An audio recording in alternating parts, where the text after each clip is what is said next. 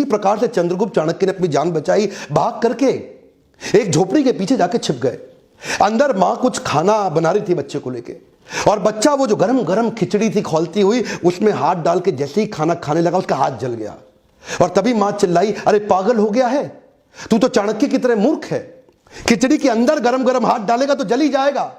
परिधि से कोने कोने से खिचड़ी को खाओ, ठंडा करके आराम आराम से, कोने कोने से खाओगे हाथ नहीं जलेगा, बीच में हाथ डालोगे हाथ जल जाएगा। चाणक्य ने जाके बीच में मगध के झगड़ा कर लिया, उसको बाहर बाहर से तैयारी करनी चाहिए थी। यह बात सुनते ही चाणक्य की आंखें खुल गई, उनको अपनी गलती का एहसास हुआ। उन्होंने जाकर के औरत के पांव छुए और बोले, माई तुमने मुझको एक नई बड़ी शिक्षा दी। चाणक्य में सबसे अच्छी बात क्या थी, वो कई बार तकलीफों में आए क्योंकि बड़ी रिसोर्सेस सेना नहीं थी। धनानंद उस समय सबसे बड़ा साम्राज्य था उनका, नंदा डायनेस्टी का, लेकिन इन्होंने जाकर के 7 स्ट्रैटेजीज बनाई। पहली जो उन्होंने मां से वही सीखी कि परिधि पे हमला करो। परिधि मतलब बाहर का सर्कमफ्रेंस, जो बाहरी घेरा होता है। तो धनानंद के बाहरी घेरे में जिन जिन राज्यों पे उसकी कमजोर पकड़ थी, जहां जहां उसकी वहीं से इन्होंने हमले करने शुरू किए, छोटे छोटे हमले करने शुरू किए, जिसके लिए इन्होंने दूसरी स्ट्रैटेजी अपनाई, विष कन्याओं की टीम तैयार करी।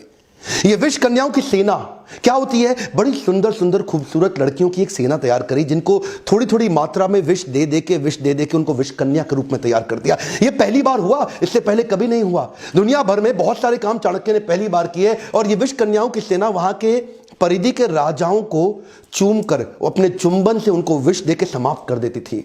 इतना ही नहीं, इसके बाद इन्होंने तीसरी स्ट्रैटेजी क्या अपनाई, जासूसों की सेना बनाई। इतने जासूसों को ट्रेनिंग दी कि जासूसों को कैसे बढ़िया जासूसी करके सारी खबर अंदर की लाके देनी है। अब चाणक्य को समझ में आ गया, स्ट्रैटेजिकली चलेंगे। ये क्या कहते थे, शत्रु के साथ लेकर के कभी गुस्से से शत्रु के बारे में मत सोचो। अगर गुस्सा आ जाएगा शत्रु के खिलाफ तो आपकी एनालिटिकल एबिलिटी खत्म हो जाएगी। तो चाणक्य जो आंकलन करते थे ना, एनालिसिस, वो ऐसा इतना जासूसों से इतनी इंफॉर्मेशन लाते थे, और कभी कभी जासूसों की भी जासूसी करा देते थे। चाणक्य इतने एक्सपर्ट थे कि पैरेलली चौथी स्ट्रैटेजी बना रहे थे, building a high performance team. ये इन्होंने कैसी करी, इन्होंने वात्सायन मुनि का एक वेश धारण कर लिया, और ये जानते थे कि अगर बड़ी सेना बनानी है तो उनके मन, बुद्धि और आत्मा को जीतना पड़ेगा। एक पॉपुलर अपने आप को वात्सायन मुनि के भेष में जाकर के लोगों को जगह जगह कथा प्रवचन करते थे, और उनको धीरे धीरे इंस्पायर करते थे कि तुम चंद्रगुप्त की सेना को ज्वाइन कर लो। ये जानते थे कि प्रेम से बात करूंगा और आध्यात्मिक बात करूंगा, लोग प्रभावित हो जाएंगे, प्रभुभावित हो जाएंगे, और मेरी स्टोरी और मेरी कहानी पे विश्वास करेंगे और चंद्रगुप्त की सेना को ज्वाइन करते चले जाएंगे। उनकी आत्मा, मन, बुद्धि को जीतने के बाद अपनी वाणी की शक्ति से उनको प्रभावित करके एक एक करके धीरे धीरे 8 लाख लोगों की सेना तैयार कर दी। यह सेना ऑलरेडी 4 गुना बड़ी हो चुकी थी अब धनानंद से।